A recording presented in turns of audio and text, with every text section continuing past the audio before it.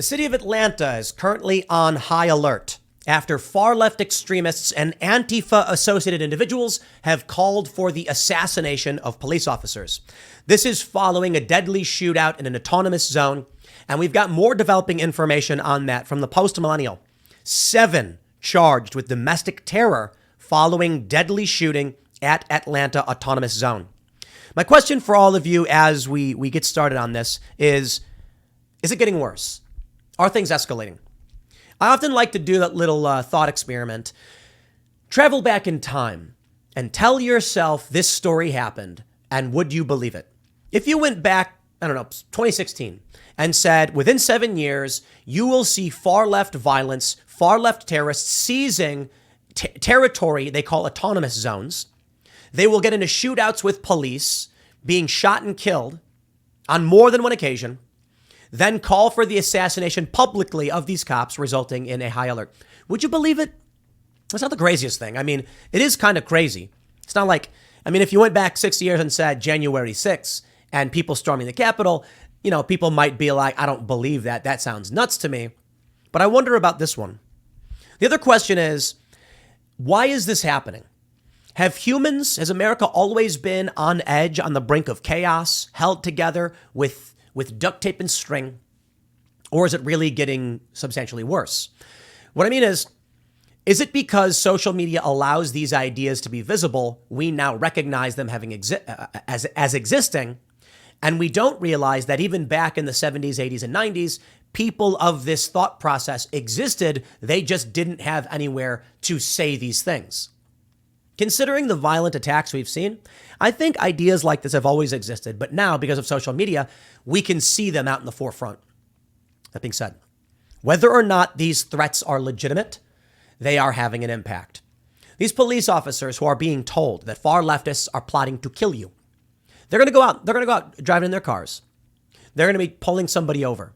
They're going to be stopping a suspicious person or someone who fits a description. And in their mind, they're going to be thinking, could this be one of those people who's trying to kill me? The fact that Antifa and the far left put out these calls for death means these cops are going to be on edge. And that means in the interactions they have with people, they will be more scared. They will be more likely to escalate force out of fear that this could be the person that wants to kill them. I want to play you this news clip that we have here that Andy No posted. He said, breaking, Atlanta police are on high alert after far-left and Antifa accounts urged for killings of police as revenge for their comrade gunmen being shot dead at the Atlanta Autonomous Zone. I reported out the threats they posted on Wednesday. This is interesting. The news outlet even mentions that the arrests and domestic terror charges aren't stopping this. Check this out. Atlanta police are on high alert because of threats of violence. Days after officers killed a protester. This morning, 7 protesters are behind bars, all facing domestic terrorism charges. Okay, can I just pause you real quick? You just said police killed a protester. You just said 7 protesters, and then you said charged with domestic terrorism. Call it what it is, terror. It's the latest in a series of demonstrations at the site of a proposed police training facility. Channel 2's Brian Mims is live for us at the DeKalb County Jail. And Brian, these arrests are not stopping other protesters. Other protesters. You see, they're charged with domestic terror. They are violent and calling for death. Other protesters. You see how the media plays this? Exactly. A small but very loud group of protesters gathered here last night. They came to support those locked up here, saying they do not deserve to be in jail. On Thursday night, protesters hoped the 7 demonstrators jailed in DeKalb County could hear them. The state of Georgia is trying to arrest and suppress and literally murder peaceful protesters. The Georgia Bureau of Investigation says over the past year, demonstrations against the proposed police training center here have been anything but peaceful. Peaceful protesters. They set fire to buildings, to houses. There was a shootout. Come on. It says protesters have set fires, thrown Molotov cocktails, and vandalized contractor offices. Wow. And the GBI says on Wednesday, officers were trying to get those who set up camp in the woods to leave. It says that's when Manuel Tehran shot a trooper, putting him in the hospital. Officers say they shot back, killing Tehran. We need an independent investigation, as community movement builders has asked for, because we don't believe it happened the way that the police said that it happened. These people are liars. The left, they lie. It's what they do. They're really good at it. They're really great at it. Let me show you an example. From the Daily Mail. Fury as teaching activist admits selling Georgia schools and kindergartens illegal critical race theory lesson plans. Footage shows him bragging about being an evil salesman who does not care what parents think because I still get paid. These people are evil. This guy says he's evil. Now, this is a somewhat unrelated story. It's a Project Veritas expose that I think still does matter. But here's my point. They come out and they say, no one is teaching critical race theory in schools. It's a college level course. And you're like, here's a guy admitting, oh yeah, we're lying. You see, behind the scenes, they know they're lying. When you hear these personalities on the left say, there's no critical race theory in schools, they know they're lying to you. They are evil. And I'll tell you what I mean by evil. They are trying to trick you into being, and I'll put it this way, they're trying to enslave you, right? That's how I'll phrase it. They want you to do work for them in any capacity to empower them and enrich them, and they will lie to you to get it. I think that's evil. So my point is ultimately this. Those protesters come out and they go, it's peaceful protesters. And then you see video of them throwing Molotov cocktails, shooting at police. Look, I'm not the biggest fan of cops. I'm not revolutionary. I'm a reformer, as I often say. So I think we should reform the justice system. I think there's a lot of issues with police departments. I agree with my libertarian friends. I don't know about abolishing the police. I mean, in these big cities where the left calls for it and they live there and they vote for it, I'm like, yeah, give them what they want. By all means, abolish the police, if that's what you want. But here's the point. They lie to you. This is what really frustrates me, without calling anybody out. These people on Twitter who are like, I'm a centrist, stuck in the middle. And then they're like retweeting leftists who are known to lie all the time. It's like, no, dude, you're not a centrist. You're just a coward. You're a coward who's unwilling to actually do the 2 seconds of work to figure out who's lying to you and who isn't. Am I wrong sometimes? Oh, yeah. Sometimes I don't understand. I'm wrong a lot. There's a difference between being wrong and lying. There's that viral video I love to bring up where Jack Posobiec gets punched. The cops come around and the far leftist woman goes, nothing happened. I didn't see anything happen. Smiling, knowing she's lying because these people are evil. That's what really pisses me off more than anything is lying. That's what I cannot stand. Lies. I can understand certain omissions. I can understand trying to protect people's privacy. There's a lot of stuff that I know about the media industry that if I thought was important for the shape of the world, I'd come out and say no matter what. But there's a lot of stuff that I think people would find interesting, but it's someone's personal private information and, thoughts. I won't come out and just say it. I won't lie, but there's certain things I won't say if it could cause harm to an individual based on their private lives and business practices that doesn't have a greater impact. Obviously, I'm making somewhat reference to what's going on with Crowder and the Daily Wire. I've talked to them both, and if Steven Crowder called me up and said, my whole plan is just to make money, ha ha ha, yeah, I'd come out and tell you guys. That's not what happened. I don't think there's bad guys in this instance. I think there's just ideological disagreement. But anyway, I digress. I don't want to get into all that. This is what the left does. They shot at cops. They shot a cop. Peaceful protesters. And then the psychotic, lazy individual, the default liberals, they go, oh, but they were peaceful protesters? Whoa. It's like, dude, at a certain point, if you are marching side by side with violent extremists because you believe their lies, there is nothing I can do for you.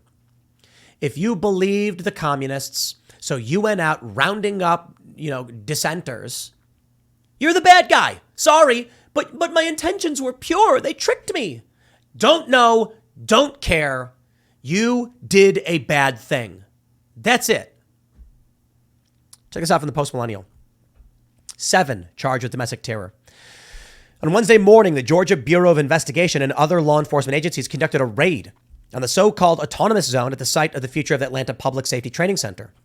Andy goes on to mention they've been Antifa and far-left extremists have been occupying it. The GBI says a Georgia State Patrol trooper was shot and severely injured during Wednesday's raid by a man camped in the area. Officers returned fire and killed the gunman who allegedly used a pistol. I want you to think about that for 2 seconds.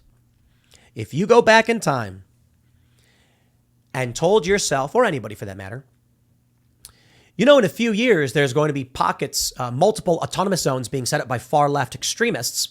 And then there will be shootouts where they kill people on numerous occasions. In one instance, they actually shot a cop, put him in the hospital. Would you believe it? It sounded like we're getting into crazy territory, man. Crazy territory. Georgia's Department of Public Safety will not name the injured patrol trooper, saying it would compromise security against criminal or terroristic acts due to retaliation, but told local media he was in the ICU after having emergency surgery. The deceased gunman was named on Thursday by the GBI as 26-year-old Manuel Esteban Paez Terran. He used the alias Tort or Tortuguita. Manuel used they, it pronouns. Please make sure we are remembering them properly and respectfully. Remembering it properly? Wrote the Atlanta Community Press Collective in their statement revealing the shooter's identity. He dehumanized himself. It. He used it pronouns. Following the shooting, the GBI and its law enforcement partners continued to clear the autonomous zone, and several arrests were made of suspects, all of whom are from out of state. The GBI say they confiscated a cache of weapons that included mortar-style fireworks and edged weapons. A fourth suspect who would not identify himself in jail was later identified as 20-year-old Jeffrey D. Parson of Baltimore. They don't even live there. They are violent, psychopathic extremists. They're not freedom fighters. They're not protesters. They are deranged, violent lunatics. If you told me 7 locals from the Atlanta area were protesting, I'd say, well, they live there and they're upset with the way their government is handling things. That's not the story. The story is a handful of people who don't live there showed up to complain about a place about a community they're not a member of. They burned houses down, set fire to vehicles, threw Molotov cocktails at people and smashed windows, but they don't even live there. They're not fighting for anything. They're just insane. They shot a cop. Let me now say it again. I got my gripes with police. My gripe is we need reform in the law, in the justice system, not violence. They go to mention that there are several other people charged with domestic terror. The Post-Millennial can report that several of the suspects come from well-to-do backgrounds. Shen is an alumna of the Manhattan liberal arts institution Barnard College. McCarr graduated with a master's degree in international affairs from Penn State University in 2016. This is a fractured mind. For what reason would they go to a random location and start fighting with cops?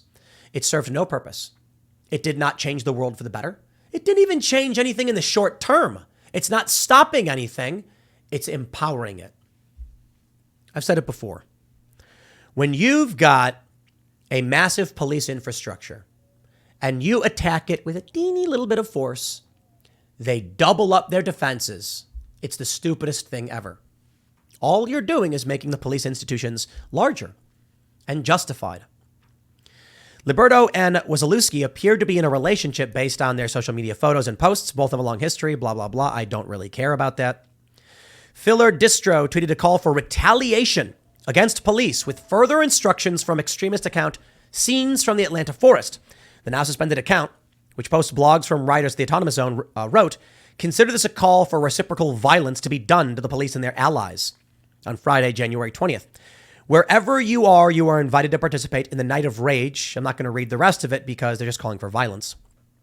A spokesperson for the GBI told the Post-Millennial, "We are aware of these threats you mention and are monitoring them, along with our local, state, and federal partners." A call for retaliation. The shooting and 4 arrests on Wednesday follow another raid last month on the Autonomous Zone that resulted in 6 others being charged with domestic terror. For months, violence in and around the occupation has escalated. Rioters tried to burn law enforcement officers with firebombs during a raid in May last year. And a man who drove into the area in November was nearly burned to death when his vehicle was set on fire. That's right. A random local guy driving in his truck, having nothing to do with any of this, had his truck torched and nearly died. Tell me again who the good guys are. Look, I get it. The government machine has its problems, its corruption, and all that jazz. But the cops may be a corrupted institution, if that's your opinion. Many of these cops may be good guys. Some of these cops may be criminals. But what we're talking about right now is you've got a system I think is in dire need of reform. A system with the police that jails too many people. Yeah, I get it all. And then you have people firebombing an innocent civilian's car. I can tell you this. We watched a video recently of a guy, the cousin of one of the BLM founders, being tased and arrested. And they said the chief should resign, and how dare they, these evil people. And then it turns out that this guy was getting arrested and tased was in a hit and run and then fled, tried to steal a car, and the police still desperately tried to de-escalate and calm the guy down. And they tased him. And they're like, they tased him for over 30 seconds. No. Over the span of 30 seconds, he was tased a few times. Then he died in the hospital from a medical emergency. I'm not sure exactly what happened. They will come out and they will say, that's the police killing innocent people. No, it's not. It's the police trying to stop a guy who got in a hit and run, fled, and tried to steal someone's car. In this instance, these violent psychopaths tried to kill a random guy. You can call out the criminal cops when the criminal cops do criminal things. Remember that story in, I think it was South Carolina? Black dude started running away, so the cop just pulled out his gun and shot him in the back. Criminal cop, lock him up. Police reform. You're not going to get any special treatment from me. These far leftists are insane people. They tried to kill an innocent guy. Quote, it seemed to me like they were going to burn the truck with me in it, he told 11 Alive News at the time. He was forced to run for his life as his vehicle was torched. In December, 2 under construction homes next to the occupation were burned to the ground. Why? Why? You don't know who owned those properties. You know, it could have been a young couple in their early 20s who worked for 3 years, saved everything up, got a down payment for a couple $100,000 to build some little bungalows, went to the bank and said, this land is cheap. It's 30 grand. For a couple $100,000 more, we can build these houses. The property will be worth it. The collateral is there. We can then move in and we'll pay back the loan. Or, typically it's a development of some sort. But it's a company saying we got a nice little spot for 2 little houses, something that a nice young couple might be able to afford. And they said, no, we don't care. We're going to burn it down. Because they think you should live the way they do. They think you should be scavengers, wreaking havoc on the community, killing innocent people, because they did. Because that guy, in Michael Reinold, shot and killed Aaron Danielson, plus all the people who died in the BLM riots. They want you to live that way. These people aren't going to be farming. You know how I know? After Occupy Wall Street, farmland was granted to some of these far leftists. How long did they last? 2 weeks. Not all of them, but many of them. 2 weeks. Why? I asked my friend. Only 2 weeks. You were going to the farm. You're going to get off the grid. You're going to save the world. And they said, I worked nonstop, 6 a.m. to 11 p.m. Work, nothing else. And I was like, what did you think life was? What did you think survival was? I was like, yeah, you went to a farm. You got to wake up and do work nonstop. But I just wanted to read a book. Yeah, that's called laziness. You see, this is what happens when good times make weak men. It used to be that if you wanted to live, you worked, period. But now we have technology, luxury. We got oil, nuclear power, solar energy. All of this energy being captured and produced reduces the energy requirements on us, and thus food is plenty and abundant. Cars travel quickly to get us from place to place. Man, think about it this way. DC to Harper's Ferry, where I live. That's like, 50 miles? It's an hour in a car. Traveling 50 miles with a wagon, with oxen or whatever. That's a day trip plus. Carrying all of that. It was hard. You finally made it. And maybe even stopped and camped halfway there because you're carrying goods. Crazy. Now on horseback, you get there in a couple hours. But you got to take breaks, rest, so maybe 3-4 hours. I don't know the actual math. In a car? Hour? It's crazy, isn't it? These people don't know the luxuries they have. And they would burn it all down and destroy it, but also reject the hard work required to survive without it. That's the funniest thing about the far left. There's this viral video where they're like, This guy's like, farming's really got to stop because farming's the biggest contributor to climate change. And it's like, what are you going to eat? Bro, go grow your own garden. Start doing the work. You know how many acres of land you need to feed a single human being if you're running a farm? The average farm, I think, feeds 152 people. That's what I was reading, 152. And I thought, man, that number is really, really low. That's right. One farm. I don't know the average acres of the farm, but if we're talking maybe 50 acres, feeds 150 people, if that. So what, you need between 2 and 3 acres, 3 and 4 acres to feed a single person? And that's someone doing the farming work year round. Harvest comes, the food's got to be stored. Preservatives make it easier for us to eat throughout the winter. These people don't get it, man. They really don't. I certainly wish they don't get locked in, get trapped in the forest. Candace Owen said it the other day. I'm a big fan of Candace because we agree on so much.